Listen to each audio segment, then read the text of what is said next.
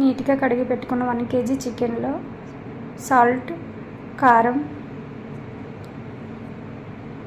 మెత్తగా దంచి పెట్టుకున్న అల్లం వెల్లుల్లి పేస్ట్ను, ఫ్రెష్గా దంచి పెట్టుకున్న అల్లం వెల్లుల్లి పేస్ట్, కర్డ్ని యాడ్ చేసుకొని చికెన్ అంతటికి పట్టేటట్టు బాగా మిక్స్ చేసుకోవాలి.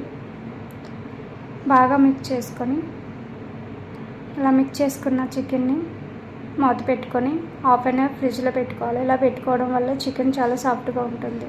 ఈలోగా 1 kg చికెన్కి 1 kg రైస్ని క్లీన్ చేసుకొని అందులో రైస్ మునిగేటట్టు వాటర్ వేసుకొని మసాలా దినుసులు, దాల్చిన చెక్క, లవంగాలు, జాజిపత్రి, బిర్యానీ ఆకును యాడ్ చేసుకొని స్టవ్ వెలిగించుకోవాలి. ఇందులో సాల్ట్, ఆయిల్ కూడా యాడ్ చేసుకొని 70% బాయిల్ అయ్యేంత వరకు ఉంచుకొని 70% బాయిల్ అయిన తర్వాత ఇలా వాటర్ని తీసివేసేసి రైస్ని పక్కన పెట్టుకోవాలి. ఈలోగా కుక్కర్ని స్టవ్ మీద పెట్టుకొని ఆయిల్ వేసుకోవాలి.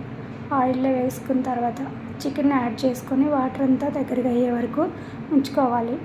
ఇందులో 70% బాయిల్ అయిన రైస్ను యాడ్ చేసుకొని పైన కొత్తిమీర, పుదీనా, బ్రౌన్ ఆనియన్స్ని యాడ్ చేసుకొని 2 స్పూన్స్ గీని కూడా యాడ్ చేసుకొని 15 minutes ఉంచుకోవాలి.